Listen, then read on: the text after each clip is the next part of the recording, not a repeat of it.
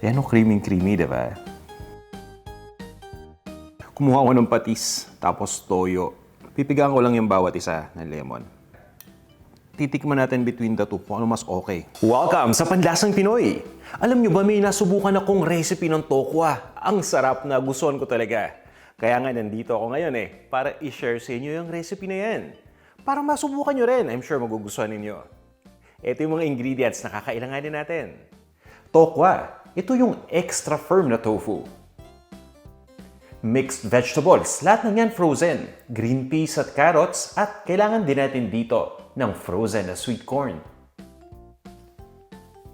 Heavy whipping cream, pero pwede kayong gumamit dito ng all-purpose cream. Butter. Kung walang butter na available, pwede kayong gumamit ng margarine. Sibuyas. Mas okay sana kung white or yellow onion. Ito naman yung bawang. Siyempre, mas maraming bawang, mas masarap yan. Meron din tong paminta at asin. At gumagamit din ako dito ng Knorr Chicken Cube. At para naman sa sauce, gumagamit ako dito ng Knorr Cream of Mushroom. Gagamit din tayo dito ng tubig, pati na rin ng tostadong bawang. At ito naman yung listahan ng mga sangkap na yan. O tara na, umpisa na natin sa pamamagitan ng pag-prepare ng mga ingredients. Inuuna ko munang i-prepare itong tokwa. Again, ang gamit ko dito ay extra firm tofu. Importante yan kasi may iba't ibang variety ng tofu, di ba? Para sa akin, itong extra firm yung pinakamagandang iprito kasi ito yung variety na lumulutong. Dinadice ko lang itong tokwa. Pagdating dun sa sukat, nasa sa inyo. Ang importante, pantay-pantay yung pagkakahiwa natin. At once na mahiwa na yung tokwa, ilagay lang natin sa isang lalagyan. Tapos, siniset aside ko lang ito. Ituloy na natin yung pag-prepare ng mga ingredients pa. Ito naman yung mga ingredients natin na gagamitin sa pag-isa. Yellow onion ang gamit ko. Kung meron kayong puting sibuyas, pwede rin. Chino-chop ko lang yan. Mas pino, mas maganda. At once na ma-chop na, itabi na natin to at i-prepare na natin yung bawang. Itong bawang naman ay kinakrush ko lang at chino-chop ko lang din. Okay na to. O tara na, magluto na tayo.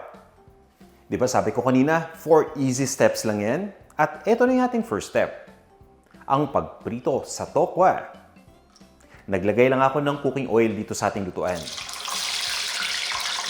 At kung napansin niyo, yung ginamit kong oil ay used oil or used cooking oil.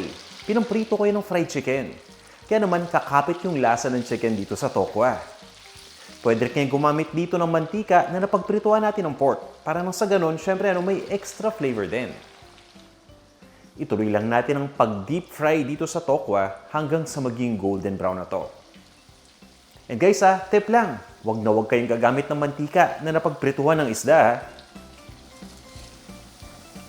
Once na maging golden brown na yung tokwa na katulad nito, ilagay lang natin sa isang bowl. Kung meron kayong paper towel, lagyan niyo yung bowl. Makakatulong yan para mag-absorb ng excess na cooking oil.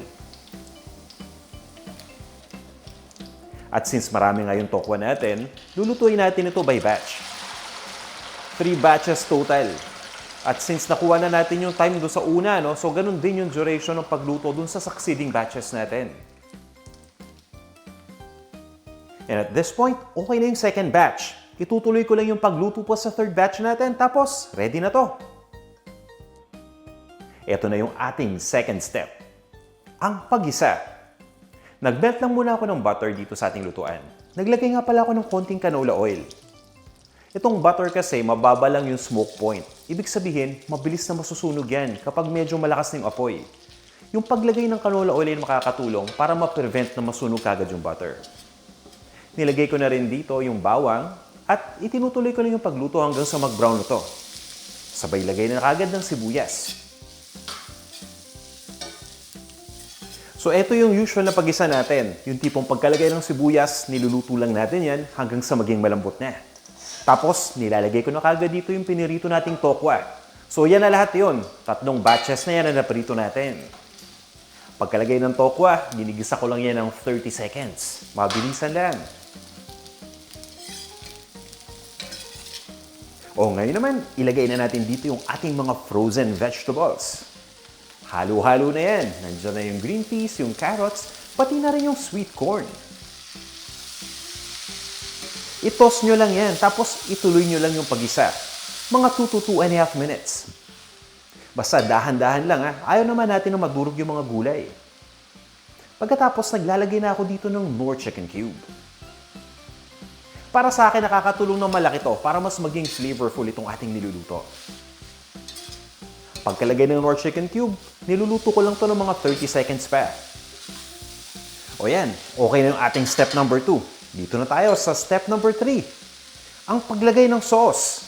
At gamit nga natin dito ang Knorr Cream of Mushroom. Hinahalo ko lang ito sa tubig. Parang yung same procedure din kapag gagawin natin itong sabaw. Tapos, i-mix lang natin mabuti. Pabayaan lang natin itong matunaw at maging smooth na yung texture nitong mixture natin. At dahan-dahan ko lang ito na binubuhos dun sa lutuan.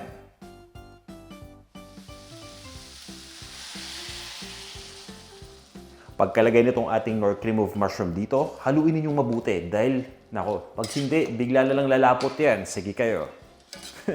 At once na mahalo na, pwede kayong magdagdag ng tubig kung kinakailangan. At para mas maging creamy pa, feel free to add all-purpose cream or heavy whipping cream.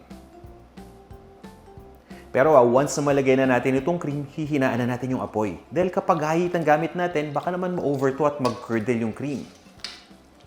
Dahan-dahan lang yung pagtos at pabayaan lang natin itong maluto hanggang sa mag-reduce na yung sauce sa kalahati. Nag-check ako kanina sa pantry, may nakita ako na toasted na garlic chips. So kung wala kayong tostadong bawang na nagawa homemade, itong garlic chips okay yan. Nilalagay ko lang yan doon sa resealable bag tapos dinudurog ko. At ito na nga yung 4th step natin, yung pag-season. Naglagay lang ako dyan ng paminta at ng asin. At ito na, tapos na yung ating 4 easy steps, ibig sabihin, luto na tong tokwa. Ayos na to. Ililipat ko lang to sa isang serving plate.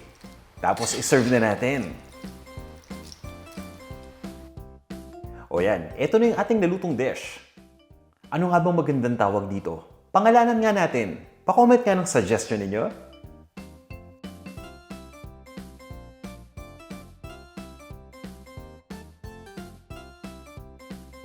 Tara, tikman na natin to. Yan o, creamy, diba? Eto na. Ang gusto ko dito, sobrang rich, creamy, at flavorful, no? Saktong-sakto yung lasa. Kumuha ko ng patis, tapos toyo. Pipigaan ko lang yung bawat isa ng lemon. Titikman natin between the two kung ano mas okay. Ito toyo mansi. Patis, mansi.